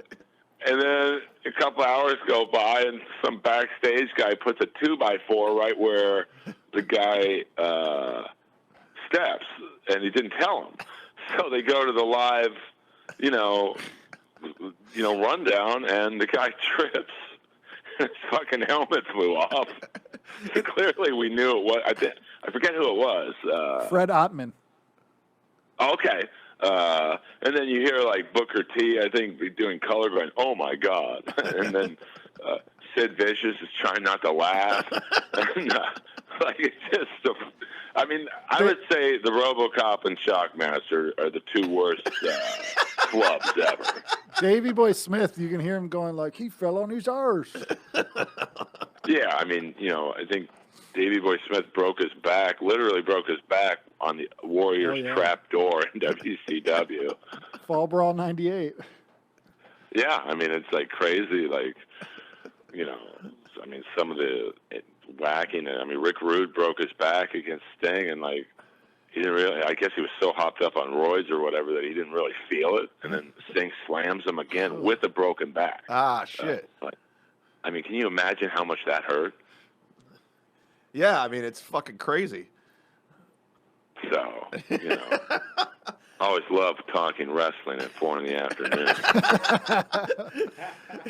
Now, since Chris is a big Roddy Piper fan too, did Roddy ever share any stories from shooting They Live?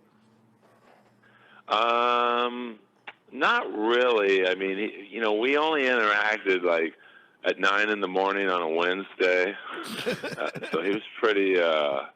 He wasn't the most verbose dude at that hour. Neither was I, to be honest with you. Like when he first asked me to do the podcast, he's like, "Just show up at 9," and I just assumed he meant 9 p.m. So I was like, "Yeah," and then I get a call. The first one I did about Sting at like 9:07 in the morning, and I'm like, "Where are you?" I'm like, "What do you mean?" He's like, "We're doing it. I told you 9." He said 9. I didn't say 9 a.m. I'm like, "No." He's like, "Oh, I'm sorry." So then he didn't really have any. We really just, when you show up at the Comedy Store late night, we would just fuck around with him and like ask him stupid questions, like how big, Abdullah the Butcher's dick was. And, we would just set him up to tell us stories. Like then he would tell us like a 30-minute story on. He's doing a tag match with Abdullah, and I forget who they were wrestling.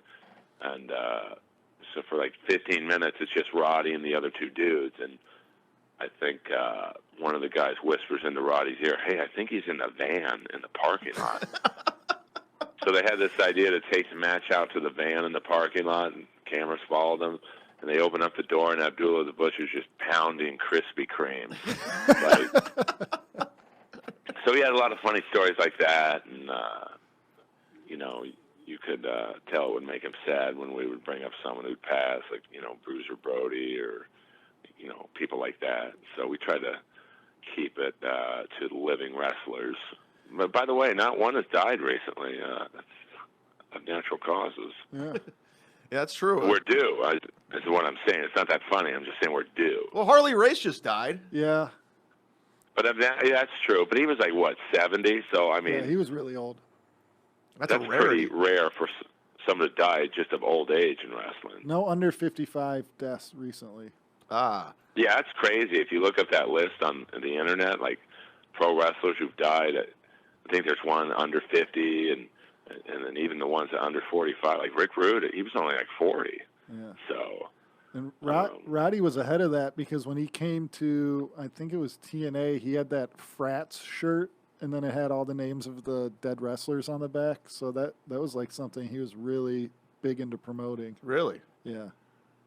I mean, it is crazy when you think like how many of them have died. Like big names, like any other sport, it'd be like I'm a hockey guy. If you had like 40, 50 hockey guys who just died in their late 30s and 40s, you'd be like, we got to investigate this. But wrestling, it's like, fuck it. Earl, one other question. Thanks for calling in, by the way. Do you think... And 9 inches and to the left. What am I, Virgil? Yeah, if you haven't listened, go listen to Earl's podcast, Inappropriate Earl. He has Virgil on in his house. Oh, man. It's hilarious. All he did was talk about how big his dick was. Like, I said, I try and be respectful. You've been to my house to do the pod, and I appreciate it. Yeah, I make people come to me. I don't do phoners like this. It's not that I'm lazy. I just don't know how to do it, to be frank. And so, he came there with his manager, and his manager is the same dude who manages the Iron Sheik. I'm trying to be respectful and ask, like, hey, what was it like being in the NWO? And, like, what was your best match? And, when you turned on DiBiase, and he's like, man, I got a 14.5-inch dick. I want to sell me some motherfucking meat sauce. Like, I don't even know what that means. Like, I've been a comic in L.A. for 20 years. I've heard it all. Like, I haven't done it all, obviously, but I'm doing a podcast at 4 p.m. right now. But, like, I'm like, sell your motherfucking meat sauce. And I'm like, oh, you have a line of products out? He's like, no, man, I just want to sell my motherfucking meat sauce with my 14-inch dick. I'm like, well, okay. Like, and then the manager's like, hey, we got to wrap this up. He's got to go. I'm like, motherfucker, where's this guy got to go? It's 2019. His schedule's wide open. Do you think he was lying? About having to go? He was probably just tired and wanted to leave. So, I get it, you know. What I wanted to ask is, you think that They Live fight scene was one of the greatest fights in cinematic history? Oh, yeah. I mean, I would put that up there in terms of fight scenes. I mean, it's definitely the longest. I think it is still the longest fight scene. And that was the coolest thing at Roddy's memorial at the store. They, I was hosting it, which shows you, the star power of that roast, or the memorial. Like, no one wanted to do it because everyone was so sad. Like, Steve Simone was like, dude, you got to do it. I can't. I'll cry every 2 minutes. So I was like, and the family was like, Earl, Roddy loved you. Why don't you do it? And I'm like, I don't think my sense of humor is really right to be a host of a memorial. But, Yeah. So, I bombed on the first joke. You've been to the Comedy Store. That main room when it's packed, it's like that Springsteen video for Born to Run. You don't see the walls anymore. You just see people. And Yeah. so it's kind of, I didn't want to act excited, because we're all there for a sad reason. But so I'm like, well, hey, everyone, it's great to be here. Roddy'd be very proud of this event and everyone who attended. But there were a few people who couldn't attend, and I acted like I was reading from my phone. I was like, well, actually, I just got a text from Kamala. He's rolling down Sunset. He'll be here in a second. And no one laughed, but DDP in the back. All I heard him say was, oh, my God. And then I think I did a Pat Patterson joke that he did worse. And, how's that guy still employed? He's like the Sandusky of pro wrestling. He must be he must be great with paperwork. I mean, it's really amazing how that guy hasn't been Me Too. I'm serious, though. Like, I'm not even doing shtick right now. Like, he's a known pedophile. That's great. Only in the world of pro wrestling would a known pedophile still be employed. He should have been fired after that Mae Young segment having the hand as a baby. What the fuck? See, this is why Roddy wanted me, because I would say these things, and I think he enjoyed me being the heel. What am I? I mean, I had one job interview with the WWE. It was horrible. What happened? What were you applying for? Well, I think I was at a sushi restaurant. My friend worked at DreamWorks. Long story short, and Shane McMahon was at the next table, and they knew each other. And so my buddy's like, "Hey, you should hire this guy as a writer. He's a comic. He's funny, and he really loves pro wrestling." So they fly me to Stamford, Connecticut, and I'm in a boardroom with everyone: Triple H, Stephanie, Pat Patterson, like the whole creative team. Was McMahon there? And just Shane and Stephanie, not Vince. Okay. And so they're like, so what kind of ideas would you bring to the table? And I'm like, well, I'm from the 80s and stuff, so I would come up with the storylines of, the bad guys winning 95% of the match, and he's cheating, and he's doing all kinds of crowd work, insulting them, and then, somehow in the last couple minutes, the good guy, for lack of a better word, hulks up and beats the bad guy, and everyone goes home happy, and Triple H goes, yeah, we're not about that anymore. I'm like, oh, what are you guys about? And this was right around the time when Kane and Triple H were having that kind of like that Rocky II storyline where Kane didn't want to fight him, and Triple H is doing everything he can to, get him to come out and fight him, and and then the final. So they show me the clip of some of the segments, and then the last segment before the pay-per-view where they eventually did fight was, I guess, in the storyline, Kane had killed a girl drunk driving. Katie Vick. No, I'm like, yeah, and like the last segment or the last thing Triple H did to get him to come out of retirement or whatever was he goes to the cemetery to unbury the body, and like I mean, this is like so long ago, but I think the last thing you see as a viewer is Triple H like humping the body or something, and Yeah. and so I forget I want to say you see the silhouette of Triple H doing like a sexual whatever. So they stop the tape, and everyone in the room looks at me, and I'm like, I don't think I'm the right guy for this job. Oh, Like, shit. I don't think I couldn't. If that's what you guys are about, I could not come up with something even remotely similar to necrophilia. So, thank you guys. Where's the airport? I mean, I just don't like. But I'll never forget that. Like they stopped it and they all looked at me, and I'm like, oh my god, like I can't. Like, were they proud of I it? tell some raunchy jokes on stage, but like. I don't think I could come up with a full angle based around necrophilia. No, Earl, Chris, you want to know, were they proud of it? Oh, yeah, you could tell, like, this is our baby. You know, it's like, and maybe I'm not cut out, you know, maybe wrestling fans aren't good writers because, do I have time to tell a quick Bischoff story? Yeah, go ahead.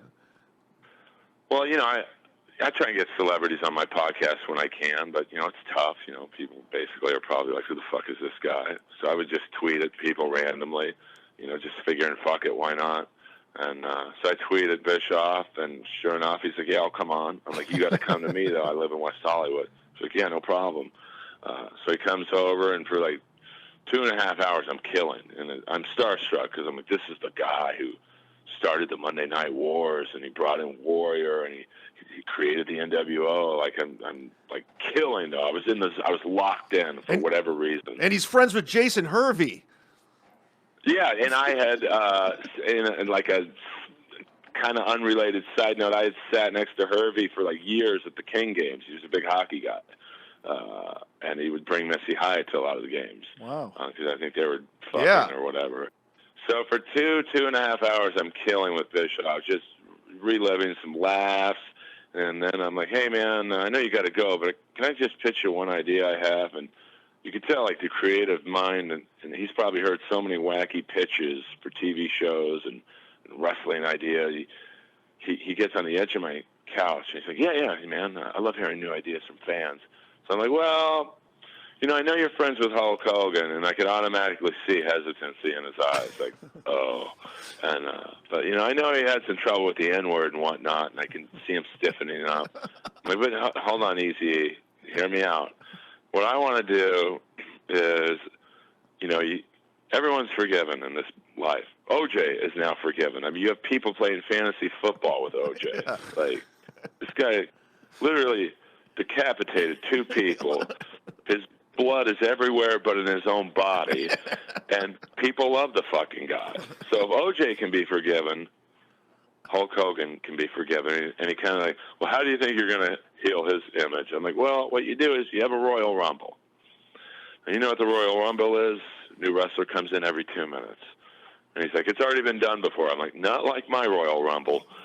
What you do is you have every black wrestler on the roster come out. Now, of course, they're going to be late, so instead of 2 minutes, it's going to be about 6 minutes. You're going to have to block off about a 6-hour segment of the arena. And then every black wrestler gets to whip him with chains. And he looks at me and goes, and then what? I'm like, oh, I don't know. That's about as far as I went with it. And then he's like, I got to go, dude. Earl, where can people find you? On an Amber Alert billboard on Western and Santa Monica. Oh, sorry, my bad. Now I'm doing bits. It's, you know, Inappropriate Earl, which is, you know, on Apple Podcasts and SoundCloud and Twitter and Instagram, just at Earl Skakel, EARLSKAKEL, and, you know, doing comedy when I can. Well, I'll put it in the description. Thanks for calling in. I wanted to surprise Chris with your stories of Roddy. And anything from you, Chris? Oh, no, they're just amazing, and he's spot on with almost every take. And that storyline with Katie Vick is horrible. A quick Kamala story for you. Do I have time? Do we have time? Chris, you got to go? No, I'll stay for this. Okay, go ahead. It's 2 seconds. Long story short, my dad was like, he was like the MacGyver of the 60s and 70s. He knew everyone from billionaires to prostitutes and anything in between. So one of his best friends was a guy by the name of the Count, Billy Varga, a very famous wrestler in the 50s. He's now a referee for the WWF. So Billy invites us down to the Olympic Auditorium, which is now a Korean church off the 5. But it had a lot of it was probably the number one place the WWF went to back in those days. So my dad takes me back there, and he goes off with Billy Varga, which shows you my dad's parenting skills, leaving me alone. In the early 80s, at a backstage at the WWF, I mean, you might as well just drop me off in Sandusky's basement. And so I see Kamala. Like, and, you know, I was like, I don't know, fucking 12 years old at the time. So he was about 6'7" then. Now he's about 5'8". But, because he lost both his legs to diabetes. Put out the status internet video. I didn't think my diabetes. Well, you may not have tanked, but you should have thought, you dummy. So he sees me staring at him, and he waves me over. So I start walking over to Kamala. Now, he's in khaki pants and, like, a golf shirt. So I'm like, wow. Just as a kid, I'm like, wow, where's his grass skirt? Like, and he doesn't have the moon on his belly yet. And then Kimchi walks over. And I think at that time it was the Brooklyn Brawler. I'm like, oh, I thought Kimchi was Asian. And now at this point, it's like shaking hands with an 8-footer. Like, my hand goes up, and he's like, hello, young man. My name's Jim. What's your name? I'm like, what are you doing speaking English? Like, what? Where's your grass skirt? And he's like, oh, that's just I think he said, that's just a gimmick. My name's Jim, and I'm from Tupelo, Mississippi. I'm like, you're from Uganda, dude. And then the Brooklyn Brawler extended his hand. I'm like, I thought you were Asian. Like, what the fuck? I should have stopped at the last story, but it was. Now I'm bombing on your podcast. No, man, it's like finding out. You guys. Yeah, thanks for calling in, girl. Yeah, no problem. See you, Chris. See ya. Bye-bye. Bye. That's Earl Skakel. That was fun. Great story. Great stories. I'm glad it worked out. It paid off, right? Yeah, I'm glad somebody else was as upset about Sting's Triple H match as I was. 'Cause Yes. I sat in the stands, and my friends I remember. took videos making fun of me because I couldn't even watch the rest of the show. I just walked around after a while. Yeah, I knew that. Yeah, you guys had the same take on it. That's so funny. Shit. Well, we'll probably wrap this up here, guys. Where can people find you, Chris, Paul?